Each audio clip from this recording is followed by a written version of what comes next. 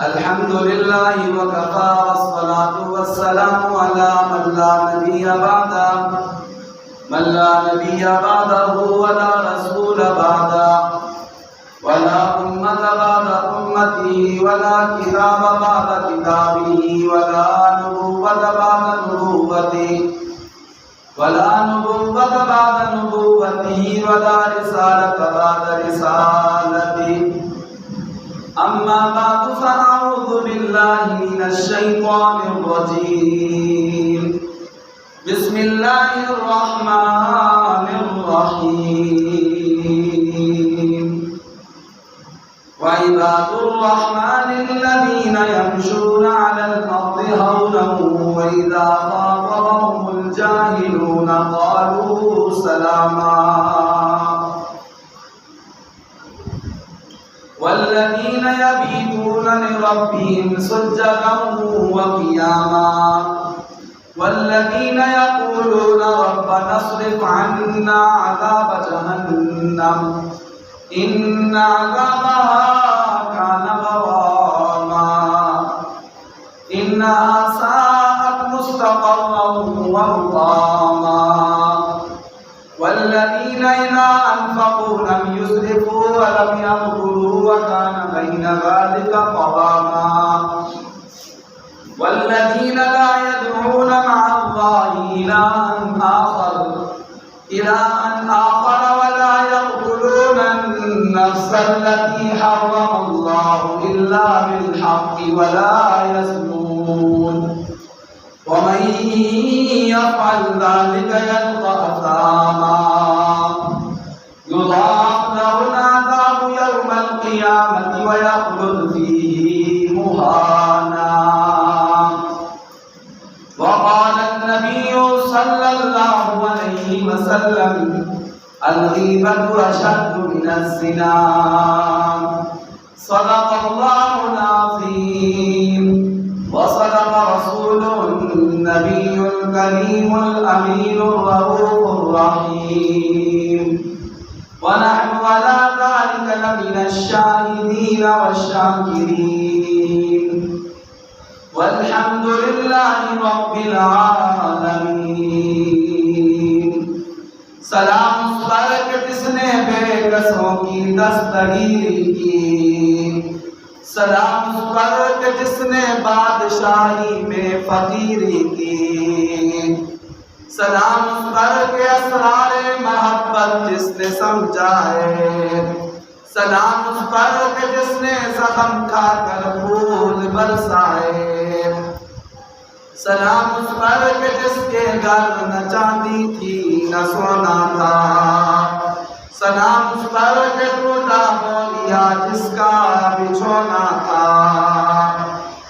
سلام اس پر کہ جس کا نام لے کر اس کی شیدائی الٹ دیتے تھے کہتے کیسریت اور نارائی سلام اس پر کہ جس کے پریشان حال دیوانے سلام اس پر کہ جس کے پریشان حال دیوانے سنا سکتے ہیں ابھی خالد و حیدر کے افسانے میرے محترم مکرم سامعین و ناظرین کرام السلام علیکم ورحمۃ اللہ وبرکاتہ آج 1 اگست 2025 5 صفر المظفر 1447 ہجری جمعۃ المبارک کے اس مقدس اجتماع میں آپ کے سامنے جس موضوع پر لب گشائی کرنا چاہتا ہوں وہ ہے اللہ تعالیٰ کے نیک بندوں کی صفات اور انہی صفات میں سے خاص طور پر اللہ تعالیٰ کے نیک بندوں کی ایک صفت جس کا قرآن نے ذکر کیا ہے کہ وَلَا يَزْنُونَ کہ اللہ کے نیک بندے اچھے بندے ڈیسنٹ لوگ اللہ پر ایمان رکھنے والے اللہ کو راضی رکھنے والے وہ گناہ کے زنا کے قریب نہیں جاتے۔ میرے محترم بھائیوں، میرے سامنے سورۃ الفرقان کھلی ہے اور سورہ فرقان کی آیت نمبر 63 ہے۔ اس میں اللہ تعالیٰ اپنے نیک بندوں کی صفات کو ذکر فرماتے ہیں۔ اللہ تعالیٰ کہتے ہیں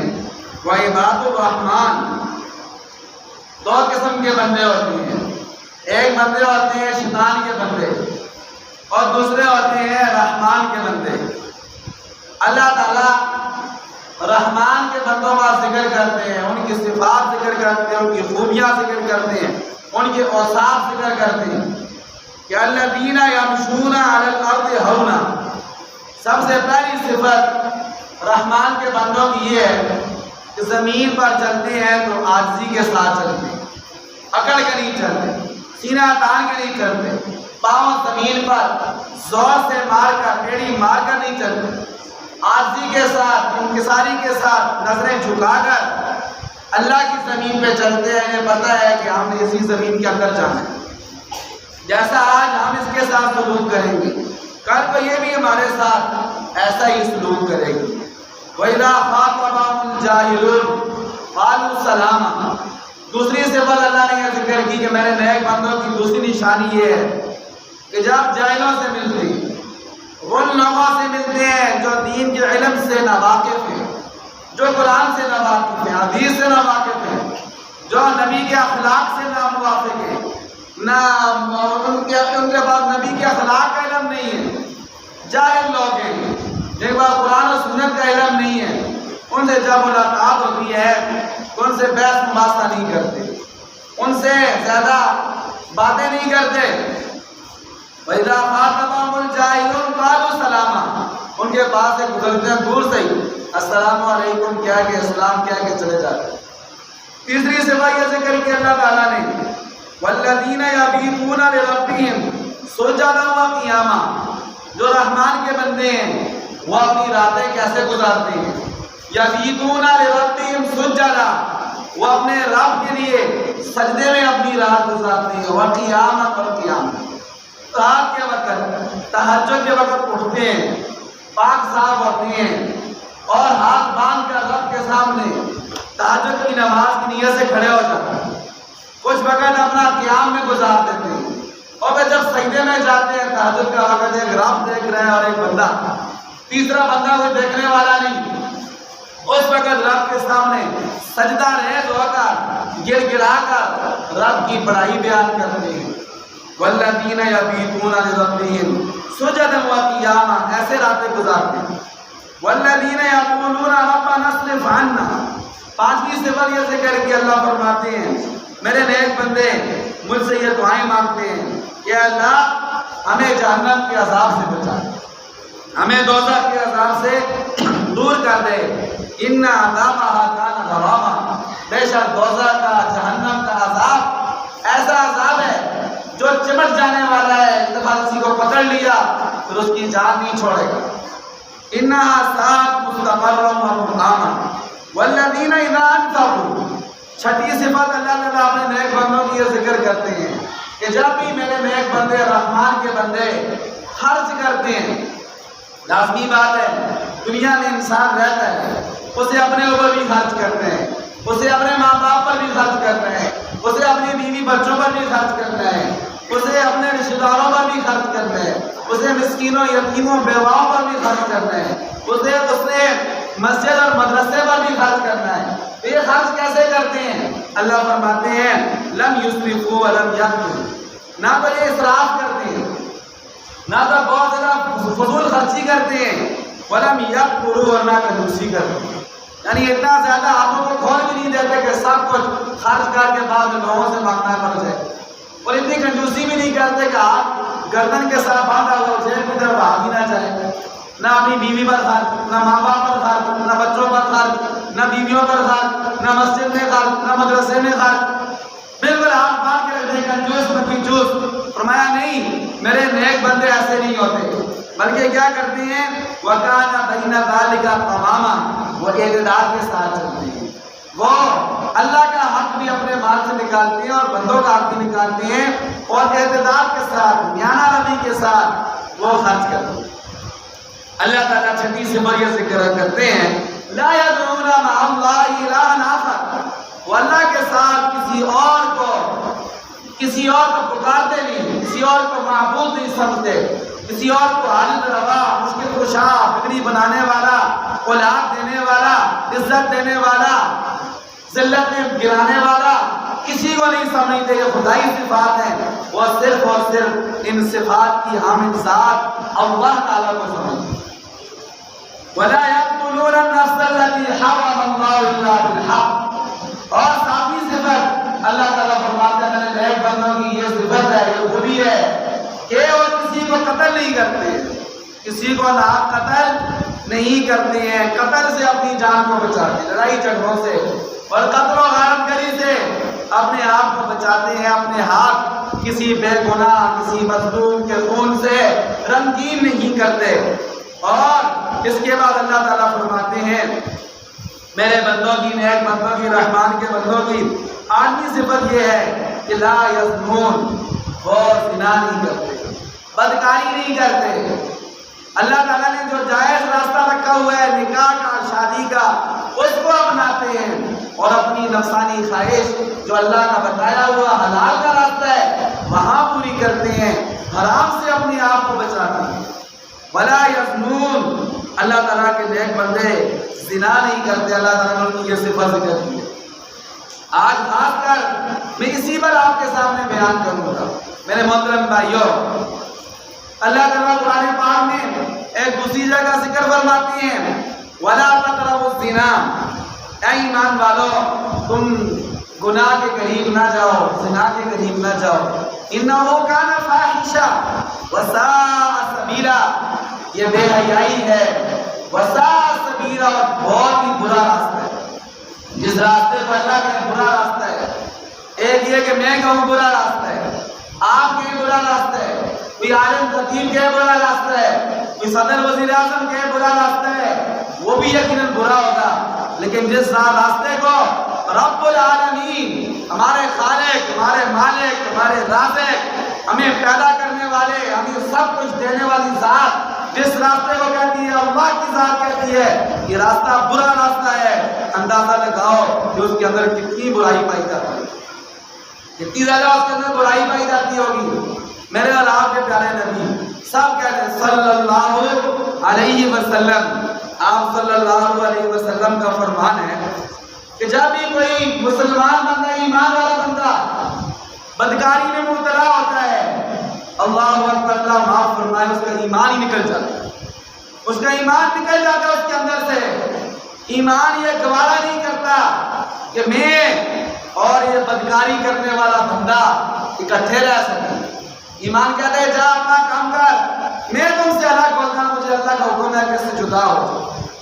وہ اس کے اندر سے نکل جاتا ہے۔ میرے محترم بھائیوں، ایک حدیث پاک میں اللہ تعالیٰ کا فرمان ہے، بخاری شریف کی روایت کا حدیث قدسی ہے، اللہ تعالیٰ فرماتے ہیں میں غیور ذات ہوں، غیرت والی ذات ہوں، اور میں نے اپنی غیرت کی وجہ سے گناہ کو، زنا کو میں نے حرام قرار دیا، اس کو منع کیا۔ کوئی دنیا کا ایسا مذہب نہیں ہے آسمانی مذہب جس میں اس کو اچھا کہا جاتا ہو، ہر مذہب میں یہ منع ہے اور اس کی برائی بیان کی گئی ہے۔ میرے محترم بھائیوں، ہمارے پیارے نبی حضرت محمد مصطفیٰ سب کہتے ہیں محبت سے صلی اللہ علیہ وآلہ وسلم۔ قرآن پاک میں ہے، سورہ نور ہے، میرے سامنے یہ قرآن پاک ہے، 19واں سپارہ کھلا ہے، سورہ نور 28 سے 58 پارے میں ہے۔ سورۃ انزلناها وفرضناها وانزلنا فیہا، آگے چل کر اللہ فرماتے ہیں الزانیۃ والزانی، اللہ اکبر، اللہ تعالیٰ ذکر کرتے ہیں سورہ نور کے اندر کہ سورہ مومنون اور مومنون کے بعد یہ سورہ نور آ گئی۔ اللہ تعالیٰ فرماتے ہیں، دیکھیں سورہ نور کی آیت نمبر 3 ہے، اس کے اندر اللہ ارشاد فرماتے ہیں الزانیۃ والزانی فاجلدوا کل واحد منہما 100 جلدہ ولا تأخذ فیہما تاخذکم فیہما رافۃ فی دین اللہ ان کنتم تؤمنون باللہ والیوم الآخر۔ اللہ تعالیٰ فرماتے ہیں یہ اتنا بڑا اللہ تعالیٰ کو ناراض کرنے والا گناہ ہے کہ اگر یہ ایسے ہیں کہ ان کی شادی نہیں ہوئی ہے تو ان کی سزا اللہ تعالیٰ کے نزدیک اللہ تعالیٰ نے یہ مقرر کی ہے کہ کل واحد منہما مئۃ جلدہ، ہر ایک کو جو اسلامی حکومت ہے وہ اگر ثابت ہو جائے گناہ تو ان کو 100 کوڑے سزا دے، 100 کوڑے لگائے۔ اور اگر شادی شدہ اللہ معاف فرمائے، اللہ تعالیٰ سب کی حفاظت فرمائے، حدیث پاک میں آتا ہے اگر شادی شدہ ہیں تو ان کی سزا رجم۔ رجم کسے کہتے ہیں؟ رجم کہتے ہیں سنسار کرنے کو، پتھر مار مار کے اس کو جان سے مار دینا، اسے کہتے ہیں رجم۔ اب اندازہ لگائیں کتنی بڑی سزا، کتنی زیادہ سزا، سب کے سامنے 100 کوڑے مارنا اور شادی شدہ ہے ان کو جان سے مار دینا۔ آپ اندازہ لگائیں یہ سزا اللہ تعالیٰ نے رکھی، کس نے رکھی ہے؟ یہ میں نے نہیں رکھی، یہ کسی مولوی صاحب نے، مفتی صاحب نے نہیں رکھی ہے، یہ سزا اللہ تعالیٰ نے مقرر کی ہے۔ تو آپ اندازہ لگائیں کہ اتنی بڑی سزا، اللہ تو غفور رحیم ہے، اللہ تو مہربان ہے، اللہ تو بخشنے والے ہیں، تو پھر اللہ تعالیٰ نے اتنی بڑی سزا کیوں رکھی ہے؟ اس لیے کہ یہ جو گناہ ہے یہ بھی بہت بڑا ہے اور بہت زیادہ اس کی تباہیاں ہیں اور معاشرے میں بہت زیادہ فساد کا سبب اور ذریعہ ہے۔ اس لیے اللہ تعالیٰ نے اس کی روک تھام کے لیے، اس کو ختم کرنے کے لیے اللہ تعالیٰ نے یہ سزا رکھی۔ اور جس معاشرے میں، جس حکومت میں، جس ملک میں اللہ تعالیٰ کی مقررہ کی ہوئی سزائیں دی جاتی ہیں اس ملک کے اندر سے گناہوں کا خاتمہ ہوتا ہے۔ اس لیے یہ کافر لوگ یہ کیوں گھبراتے ہیں اسلامی نظام سے، قرآن و سنت کے نظام سے؟ لازمی بات ہے جب اسلام کا نظام ہوگا، قرآن کا نظام ہوگا، تھانوں میں، کچہریوں میں، عدالتوں میں، اور جب اللہ کے قانون کے مطابق، قرآن کے مطابق فیصلے ہوں گے تو پھر یہ معاشرے کے اندر سے بے حیائی اور یہ برائیاں، یہ قتل و غارت گری یہ ختم ہو جائے گی۔ میرے محترم بھائیوں، اللہ اکبر، یہ ایسی چیز ہے، ایسی سزا ہے جو ہمارے پیارے نبی حضرت محمد صاحب کہتے ہیں محبت سے صلی اللہ علیہ وسلم، آپ صلی اللہ علیہ وسلم نے خود بھی یہ اللہ تعالیٰ کا حکم نافذ کیا ہے۔ ایک دفعہ ایک عورت پیارے نبی صلی اللہ علیہ وسلم کے پاس آئی، ہم تو اللہ معاف فرمائے، چونکہ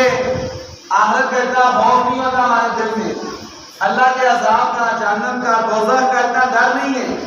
ہم گناہ کرتے ہیں تو ایسا لگتا ہے کہ ہمارے گال پر مکھی بیٹھی ہے اور اڑ گئی، برباد نہیں ہوتی، گناہ کرتے ہیں۔ لیکن جو اللہ تعالیٰ کے نیک بندے ہوتے ہیں، جو اللہ کی نیک بندیاں ہوتی ہیں، جن کے دل میں اللہ تعالیٰ کا خوف ہوتا ہے، آخرت کا ڈر ہے، قبر کے عذاب کا ڈر ہے، دوزخ کے عذاب کا ڈر ہے، اللہ کی ناراضگی کا ڈر ہے، وہ گناہ کو معمولی نہیں سمجھتے۔ وہ چاہتے کسی طرح اسی دنیا کے اندر ہمارا یہ گناہ ختم ہو جائے، ہمیں سزا مل جائے، اللہ معاف کر دے، معافی مل جائے، تاکہ آخرت کے عذاب سے ہم بچ جائیں۔ ایک خاتون پیارے نبی صلی اللہ علیہ وسلم کے دربار میں آकर کہنے لگی ہے اللہ کے نبی مجھ سے گناہ ہو گیا ہے، آپ اللہ کا حکم مجھ پہ جاری کر دیں، اللہ کا جو حکم ہے سزا کا وہ مجھے سزا دے دیں۔ اللہ کے پاک نبی وہ تھی بھی شادی شدہ، اللہ کے پاک نبی حضرت محمد مصطفیٰ صلی اللہ علیہ وسلم نے فرمایا منہ پھیر لیا، دوسری طرف منہ پھیر لیا، اور دوسری طرف سے پھر آئی، اللہ کے نبی صلی اللہ علیہ وسلم نے پھر منہ پھیر لیا۔ مقصد یہ تھا چلی جائے، ٹھیک ہے جی،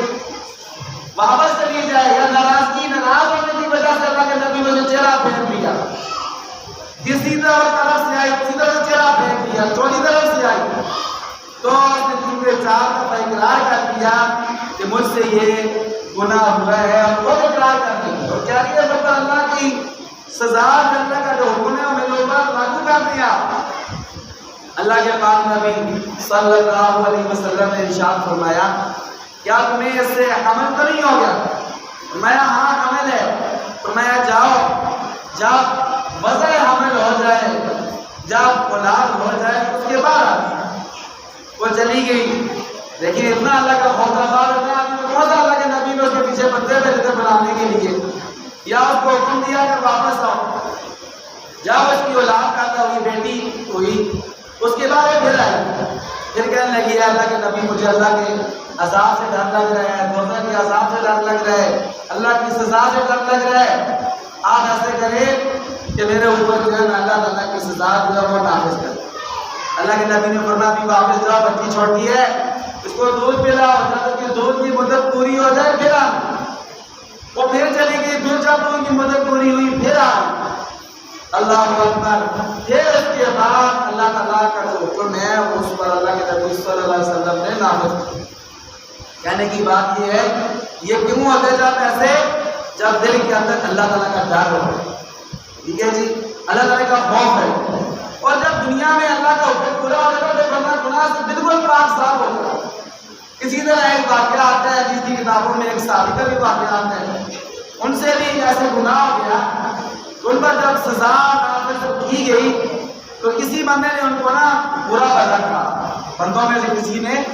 برا بھلا کہا کہ یہ ایسا ایسا، تو پیارے نبی صلی اللہ علیہ وسلم کے مبارک کانوں تک یہ آواز پہنچ گئی، تو اللہ کے پاک نبی حضرت محمد مصطفیٰ صلی اللہ علیہ وسلم نے فرمایا کوئی اس کو برا نہ کہے، کوئی اس کو برا نہ کہے، اس لیے کہ اس نے سچے دل سے اللہ تعالیٰ سے ایسی معافی مانگی ہے جس کی معافی کو، اس کی توبہ کو سارے مدینے والوں پر یہ اگر تقسیم کر دیا جائے تو اللہ تعالیٰ سب کی بخشش کرے۔ نصیب ہے جو اللہ نے سزا مل گئی ہے، دل سے نادم ہو گیا، پشیمان ہو گیا،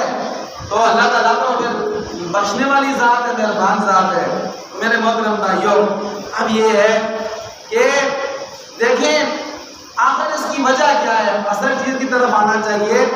کہ ہمارے معاشرے کے اندر، ہمارے پاکستان کے اندر ایسے کیس کیوں جو ہے وہ بہت زیادہ پیش آ رہے ہیں؟ ہر روز آپ خبریں سنتے ہیں، ماشاءاللہ سب کے گھر میں خبریں چلتی ہیں، اخبار پڑھتے ہیں، میڈیا سے وابستہ ہیں۔ میرے محترم بھائیوں، روز خبر ہے کہ چھوٹا سا معصوم بچہ اس کو قتل کر دیا گیا۔ ابھی اس دن قصور کی خبر تھی، قصور کی کہ دو، ایک عورت تھی اور ایک مرد تھا، انہوں نے 12-13 سال کی لڑکی کو لے جا کر ویرانے میں جا کر اس کو چھری پھیر کے ذبح کر۔ پولیس نے جب انویسٹیگیشن کی تو پتا چلا کہ وہ جو مرد تھا اس عورت کا کزن تھا، اور جو لڑکی بچی تھی 13 سال کی، 12 سال کی، وہ اس کے عورت کے گھر میں کام کرتی تھی، اور اس مرد نے اللہ معاف فرمائے اس کے ساتھ بدکاری کی، اور پھر اس کا منہ بند کرنے کے لیے تاکہ ہمارا یہ گناہ کسی کو پتہ نہ چل جائے، انہوں نے اس بچی کو ہی جان سے مار دیا، اس کو ذبح کر دیا۔ اب کتنے دیکھو بے گناہ معصوم بچے سے کیا قصور؟ پہلے ایک گناہ، پھر اس کے اوپر اس کا دوسرا گناہ، اس سے بھی بڑا گناہ کہ یہ قتل ہی کر دیا۔ اللہ معاف فرمائے۔ دیکھیں کتنی بڑی کتنا بڑا افسوسناک جو ہوا۔ اسی طرح کل پرسوں کی بات ہے، سیالکوٹ میں ایسا ہوا کہ اللہ معاف فرمائے، ذکر کرتے ہوئے شرم آتی ہے، لیکن ذکر اس لیے کرتے ہیں تاکہ ہم یہ جو ہمارے معاشرے میں معاشرہ غلط راستے کی طرف چل گیا ہے،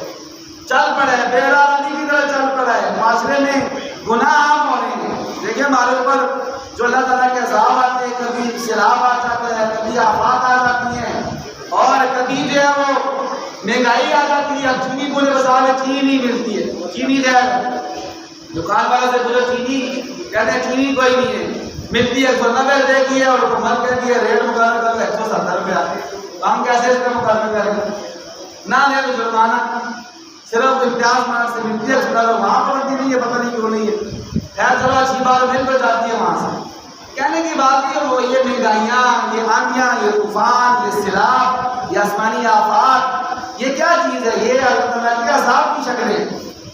اور عذاب کیوں آتے ہیں اللہ تعالیٰ کی؟ جب اللہ تعالیٰ ناراض ہوتے ہیں، اور اللہ تعالیٰ کس سے ناراض ہوتے ہیں؟ اللہ تعالیٰ گناہوں سے ناراض ہوتے ہیں۔ جب ہمارے معاشرے سے گناہ ختم ہو جائیں گے، گناہوں میں کمی آئے گی، تو اللہ تعالیٰ کی رحمت جو ہے اللہ تعالیٰ قرآن پاک میں فرماتے ہیں کہ اگر لوگ گناہوں سے بچ جائیں تو اللہ تعالیٰ ایسے زمین بھی جو ہے وہ اپنے خزانے کھول دے اور آسمان سے بھی اللہ تعالیٰ کی نعمتیں برسنا جو ہے وہ شروع ہو۔ میرے محترم بھائیوں، اس لیے ایک جو آپ کے سامنے ذکر کر رہا تھا، آج کے دور میں یہ کوئی نہ سمجھے ہم تو مسلمان ہیں، ایمان والے ہیں، ہمارے نبی نے، ہمارے قرآن نے، ہمارے حدیث نے ہمیں آج 1400 سال پہلے یہ بتایا ہے کہ اللہ تعالیٰ علیم بذات الصدور ہے، اللہ تعالیٰ تمہارے سینوں کی باتوں کو بھی جاننے والے ہیں۔ ہمیں تو قرآن نے یہ کہا ہے تیرے ہاتھ بھی بولیں گے، تیرے پیر بھی بولیں گے، ٹھیک ہے، تیرے جسم کی کھال بھی بولے گی، جو تم نے کیا ہے یہ سارے تیرے خلاف گواہی دیں گے، یہ زمین بھی بولے گی جس زمین پر گناہ کیا ہے۔ یہ تو ہمارا ایمان ہے پہلے کا، لیکن جدید سائنس نے اور زیادہ اس کو آسان کر دیا۔ آج کل تو یہ سمجھے کہ میں کسی کو قتل کر دوں گا، کسی کا ریپ کر دوں گا، کسی کے ساتھ گناہ کر لوں گا اور پھر میں سزا سے بچ جاؤں گا اور پکڑا نہیں جاؤں گا، یہ اس کی بھول ہے۔ اتنا جدید زمانہ ہے، ہاتھ لگاتا نا، مطلب اس کے ساتھ میں ابھی ہاتھ لگائے، ممبر کے ساتھ ہاتھ لگائے، ٹھیک ہے جی۔ جو انویسٹیگیشن پولیس کی ٹیم ہوتی ہے نا، اس کے پاس سینسر ہوتے ہیں، چیزیں ہوتی ہیں جو تفتیش کرتے ہیں، وہ ادھر لگائے گا آگے، اس کو شیشہ رکھے گا، یہ میرا فنگر پرنٹ اس کو دے دے۔ اچھا، اس سے میں پکڑا جاؤں گا، کوئی بھی میں نے گناہ کی، بندے کے ساتھ ہاتھ لگایا، بچی کے ساتھ لگایا، بچے کے ساتھ لگایا، کسی کے ساتھ ہاتھ لگانے سے ہی بندہ پکڑا جائے گا، باقی تو چھوڑے گا۔ آج کل جو جدید زمانہ ہے، ڈی این اے ٹیسٹ ایسی چیز ہے جس سے پتہ چل جاتا ہے یہ بچہ پیدا ہوا ہے یا اپنے باپ کا یا کسی غیر کا۔ خون میچ نہیں کرے گا، اگر باپ پیدا ہوا ڈی این اے باپ کا اور بچے کا نہیں ملے گا۔ پھر خدا نہ خاصہ کوئی گناہ کرتا ہے تو وہ ڈی این اے ٹیسٹ بتا دیتا ہے کہ یہ کس بندے کا جو ہے نا یہ مانتا ہے، کس بندے کا پکڑا جاتا ہے۔ یہ بھول ہے بندے کی کہ جی میں پکڑا نہیں جاؤں گا، میں چھپ کر کے کر دوں گا۔ سب سے بڑا تو اللہ صاحب دیکھ لیں گے، اللہ تعالیٰ ٹھیک ہے جی، ہمیں تو اللہ پر ایمان ہے، قرآن پر ایمان ہے، لیکن یہ تو جدید طریقے حالات ہیں اور یہ سی سی ٹی وی کیمرے جو ہوتی ہیں یہ بندوں کو پکڑا دیتے ہیں، بندہ بچ نہیں سکتے ہیں۔ تو اس لیے میرے محترم بھائیوں، کس کس گناہ کا ذکر کریں، کس کس چیز کا ذکر کریں، اللہ معاف فرمائے۔ آج معاشرے میں انسانوں کی جگہ درندے بنے ہوئے ہیں، جانور بھی ایسے کام نہیں کرتے ہیں جیسے آج کا ایک مسلمان وہ کام کر رہے ہیں۔ چلتے چلتے کشمیر میں بندے، چھوٹی سی بچی، چھوٹے چھوٹے بچے، ہمارے بچے بچیاں، آپ کے بچے بچیاں گلی میں کھیل رہے ہو، کتنے بچے، 4 سال کا بچہ ہوتا ہے، 4 سال کا، 5 سال کا بچی چھوٹی سائیکل چلا رہے گلی میں، ایک درندہ قسم چاہتا ہے وہ چھوٹی بچی کو چھوتا ہے ناجائز طریقے سے، چھوٹی سی بچی کو، چھوٹی معصوم بچی گلی میں سائیکل چلا رہی ہے، گلی میں ایسے پیدل چل رہی ہے، اس کو بھی جو ہے وہ چھیڑتے ہیں۔ یہ جانوروں والے کام جانور بھی نہیں چھیڑتا ہے، ایسے چھوٹے بچے کو جانور، یہ کتا جو ہے نا، کتا بھی نہیں چھیڑتا ہے، اور تو چھوڑے کتے سے اللہ کس جانور کا بڑا ذکر کرے، کتا بھی چھوٹے جو ہے جانور کو چھیڑ چھاڑ نہیں کرتا، ٹھیک ہے جی۔ اور ایک انسان اور اپنے آپ کو مسلمان کہلانے والا، حضرت محمد مصطفیٰ کا کلمہ پڑھنے والا کیسا بے غیرت بن گیا ہے، کیسا جانور بن گیا ہے، چھوٹے چھوٹے معصوم بچوں کو، معصوم بچیوں کو ناجائز طریقے سے ہاتھ لگا، پھر خیر پکڑا گیا وہ، پولیس نے پتہ گولی کدھر ماری، اس کو ادھر ہی ماری، جدھر سے سسٹم ہی ختم کر دیا، ٹھیک ہے جی۔ آج کل پولیس کو فل اختیار ہے گولی مارنے کا، جو بندہ قاتل ہے، جو بندہ ایسے گناہوں میں ملوث ہے، ٹھیک ہے جی، پولیس کو فل اختیار دیا ہوا ہے وزیر اعلیٰ کی طرف سے کہ آپ گولی مار کے ان کا خاتمہ ہی کر دو، عدالتوں کے چکروں کو چھوڑ دو۔ یہ عدالتیں ہماری سزائیں نہیں دیتی، عدالتیں سزائیں دیں تو کیا ضرورت ہے جو ہے وہ ایسے مطلب یہ ہے کہ کرنے کی، عدالتیں سزائیں نہیں دیتی، مظلوم بندہ چکر لگا لگا کر چوٹیاں اپنی اس کی گھس جاتی ہیں، نہ اس کی زمین ملتی ہے، نہ اس کا حق ملتا ہے۔ تو اس لیے حکومت کی طرف سے آڈر ہے پولیس کو، سی سی ٹی کو، کہ جو بھی ایسا کرے اور گنڈا ہے، لٹیرا ہے، قاتل ہے یا ایسے نعوذ باللہ بچوں بچیوں کے ساتھ چھیڑ چھاڑ کرنے والا ہے، آپ اس کا خاتمہ ہی کریں تاکہ ایسے برے لوگوں سے معاشرہ پاک ہو جائے اور ہمارے معاشرے کے اندر سکون اور امن ہو جائے۔ بس میرے محترم بھائیوں، وقت پورا ہو گیا ہے۔ آخری بات جو آپ کے سامنے ذکر کرنی ہے، ایک تو یہ ہے کہ ہم اللہ سے ڈریں اور پھر اپنے قانون سے بھی ڈریں۔ دیکھ کتنی ذلت کی بات ہے کہ بندہ ایسی ذلت میں پکڑا جائے، جیل چلا جائے، تو کتنی ذلت، دنیا میں بھی ذلیل اور آخرت میں بھی ذلیل۔ اللہ سے بھی ڈرے اور اس کے قانون سے سے، پاکستان کے قانون سے بھی ڈریں کہ خدا نہ خواستہ کسی ایسے گناہ کی وجہ سے، چوری کی وجہ سے، ڈکیتی کی وجہ سے، کسی اور ایسے گناہ کی وجہ سے ہمیں جیل کی ہوا کھانی پڑے، اس سے ہم سب پناہ مانگیں۔ اور ہمارے معاشرے کے اندر سے یہ گناہ کیسے کام ہوں گے؟ ایسے ایسے واقعات، کیا کیا میں ممبر رسول پر بیٹھا ہوں، بات کہتے ہوئے شرم آتی، شادی شدہ عورتیں، شادی شدہ ہمارے، ٹھیک ہے جی، ناجائز تعلقات، اللہ تعالیٰ پناہ عطا فرمائے۔ تو کیسے نیا بچہ جائے گا؟ اس سے خاص کر جو بچنے کا طریقہ وہ یہ ہے کہ ہم اپنے بچوں کو، اپنی بچیوں کو قرآن و سنت کی تعلیم دیں، ان کو کم از کم ہر بچہ بچی ہمارا قرآن پاک ترجمے سے پڑھنے والا ہو، اس کو پتہ چلے قرآن پاک میں اللہ تعالیٰ نے کن کن گناہوں کا ذکر کیا اور ان سے بچنے کا اللہ تعالیٰ نے کیا طریقہ بتایا، اور اللہ کے نیک بندوں کی اللہ تعالیٰ نے کیا صفتیں ذکر کی ہیں۔ یہ اللہ تعالیٰ کے نیک بندوں کی صفت میں نے آپ کے سامنے ذکر کی ہے کہ وَلَا يَزْنُونَ، کہ اللہ کے نیک بندے گناہ نہیں کرتے، بدکاری نہیں کرتے، اور جو بدکاری کرتا ہے اللہ تعالیٰ اس کے چہرے کے اوپر سے نیک لوگوں کا نور ختم کر دیتے ہیں، اللہ تعالیٰ اس کی روزی تنگ کر دیتے ہیں، اللہ تعالیٰ اس کی زندگی تنگ کر دیتے ہیں، اس کو موت جو ہے ذلت والی موت آئے گی، عذاب قبر اللہ تعالیٰ اس پر جو ہے وہ اللہ تعالیٰ اس پر نازل کریں گے اور اس کو اللہ تعالیٰ دوزخ کی آگ میں ڈالیں گے۔ دوسری بات یہ ہے کہ ہمیں یہ چاہیے، جو والدین ہم کو ان کی ذمہ داری ہے کہ جو ہی بچہ بچی بالغ ہوں حضور کا فرمان یاد رکھیں۔ حضرت علی کو حضور نے فرمایا، اے علی، علی علی حضرت علی کتنے مرتبے والے شان والے، ٹھیک ہے، شیر خدا، جن کو حضور نے فرمایا کہ علی میرے مولا ہے، ٹھیک ہے جی، حضور نے فرمایا من کنت مولا فہذا علی مولا،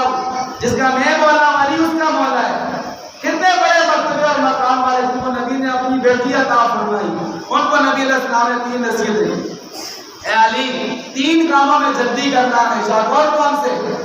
ایک فرمایا نماز کا وقت ہو جائے فرض نماز کو پڑھنے میں جلدی کرنا، تاخیر نہ کرنا، یہ نہ کہنا پہلے کام کر لوں پھر نماز پڑھوں گا، پھر کام ہی کرتا رہے گا، نماز رہ جائے گی۔ نمبر 2، حضرت علی کو فرمایا علی جب جنازہ تیار ہو جائے دفنانے میں جلدی کرنا، دفن مکمل کر کے غسل دے کے جتنا جلدی ہو سکے نماز جنازہ ادا کر کے اس کو قبر کے حوالے کرو، قبر کی امانت۔ نمبر 3، حضرت علی نے کو فرمایا علی جب بھی بچہ یا بچی بالغ ہو جائے ان کی فوراً جو ہے وہ شادی کرنا ہے، اس میں لیٹ نہ کرنا، تاخیر نہ کرنا۔ ایک وجہ یہ بھی ہے آج ہم سٹیٹس کے پیچھے پڑے ہوئے ہیں، لڑکی والے بھی کہتے ہیں لڑکا پکا ملازم ہو سرکاری جی، کوٹھی بنی ہوئی ہو، کار ہو اس کے پاس، امیر ہو، اور لڑکے والے بھی کہتے ہیں لڑکی اتنی بڑی ہوئی ہو، یہ ہو وہ، اتنا سارا جہیز پورا ٹرک سامان کا لے کر آئے تب ہم نے شادی کری۔ یہ کون سے کاموں میں ہم پڑے ہوئے ہیں؟ یہ تو ہندوؤں والے کام ہیں، مسلمانوں والے کام نہیں ہے۔ مسلمانوں والے کام تو یہ ہمارے نبی کا فرمان ہے جس شادی پر خرچہ سب سے زیادہ کم آئے گا وہ شادی جو ہے وہ اللہ کے نزدیک برکت والی شادی ہے۔ اسلام میں صرف نکاح ہے، یہ مہندی اور یہ بارات اور یہ فلاں اور یہ سامان اور یہ جہیز، اس کا اسلام کے ساتھ کوئی تعلق نہیں ہے۔ اسلام میں نکاح اور ولیمہ ہے، نکاح کرو، ولیمے کی جتنی گنجائش ہے اس کو نے فرمایا ولیمہ کر، اگرچہ ایک بکری کیوں نہیں کر سکتے، ایک بکری کے ساتھ ولیمہ کر سکتے ہیں، وہی کر لے جتنی تیری گنجائش ہے۔ سارے محلے کو، سارے گاؤں کو، سارے رشتہ داروں کو بلانے کی ضرورت نہیں ہے۔ بس میرے محترم بھائیوں، آج واحد راستہ یہ ہے ہمارے پاس کہ ہمارے معاشرے سے برائیاں ختم ہو جائیں، ہمارے گھروں سے، ہماری گلیوں محلوں سے گناہ ختم ہو جائیں، برائیاں ختم ہو جائیں۔ اس کا واحد طریقہ یہ ہے کہ ہمیں اللہ تعالیٰ کے قرآن کی طرف اور نبی کے فرمان کی طرف آنا ہے، اور یہی ہمارا اصل راستہ ہے۔ اللہ تعالیٰ سے دعا ہے اللہ ہم کی توفیق عطا فرمائے۔ وآخر دعوانا الحمدللہ رب